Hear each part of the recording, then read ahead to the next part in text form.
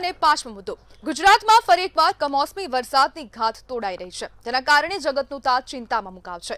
Upper air cyclonic circulation સક્રિય થતા આજથી 20 માર્ચ સુધી રાજ્યના અનેક વિસ્તારોમાં ગાજવીજ સાથે માવઠું પડી શકે છે.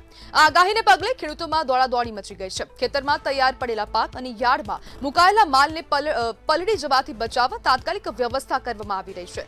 ઘઉં, જીરું, ચણા સહિતના પાકોને ભારે નુકસાન થવાની ભીતિ છે. આગામી 3 દિવસ તાપમાનમાં 2 થી 3 ડિગ્રીનો ઘટાડો થશે, જેનાથી ગરમીમાં રાહત મળશે. પરંતુ ખેડૂતો માટે આ માવઠું ચિંતા વધારનાર સાબિત થઈ શકે છે.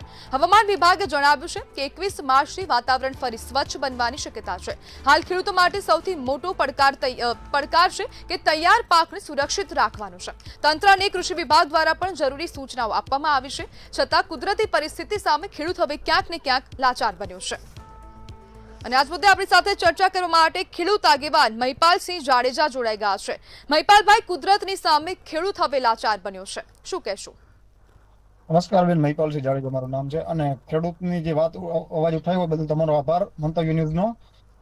હું કહેવા માંગુ છું કે અવારનવાર આપણા હવે સિસ્ટમ આખી ચેન્જ થઈ ગઈ છે અને અવારનવાર માવઠા થાય છે. તો જ્યારે માવઠા થવાની તૈયારી હોય ત્યારે બધા આયોજનો થતા હોય છે યાર્ડોમાં કે માલ પલળી જાવ ત્યારે કોઈ યોગ્ય નિકાલ કર્યો નથી હજી સુધીમાં.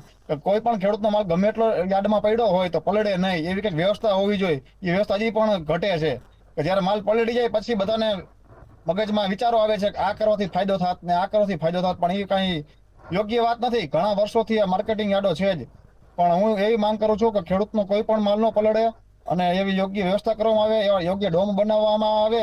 અત્યારે જો ચાલુ છે યાર્ડમાં કે ટોકન સિસ્ટમ છે કે ટોકન લઈને બોલાવે, અત્યારે એટલો જ માલ બોલાવે છે ત્યાં અને પલળે નહીં એના માટે તાકેદારી રાખે છે. પણ ક્યાં સુધી આ નાની તાકેદારી કે જે અત્યારે મોટી વ્યવસ્થા ઉભી કરવી જોઈએ, મોટા એપીએમસીઓ હોય ત્યાં યોગ્ય વ્યવસ્થા ઉભી કરવી જોઈએ કે ખેડૂતોનો માલ ન પલળે. અને અત્યારે તમે જોવો ને બેન તો ખેડૂતોના ખેતરમાં જે ઘઉં જેવા પાક પણ ઉભા છે, ઘઉં છે, ચણા છે, હજી ખેતરમાં ઘણા ખેડૂતના ખેતરમાં ઉભા છે. ઘણા ખેડૂતોએ માલ લઈ લીધો છે.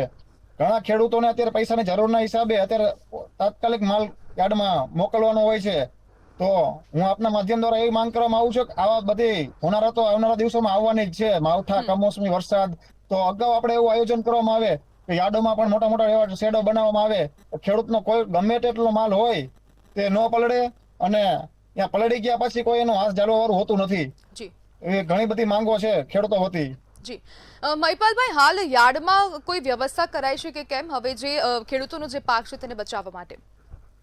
અત્યારે એમાં મેં સાંભળ્યું છે કે અત્યારે ટોકન સિસ્ટમ કરેલી છે કે ટોકન આપે એટલા વ્યક્તિને બોલાવવામાં આવે છે જેથી કરીને માલ ન પલળે.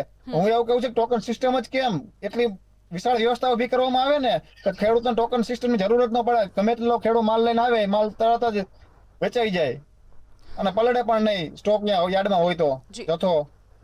જી બિલકુલ મહિપાલભાઈ, જોડાવા બદલ આપનો આભાર.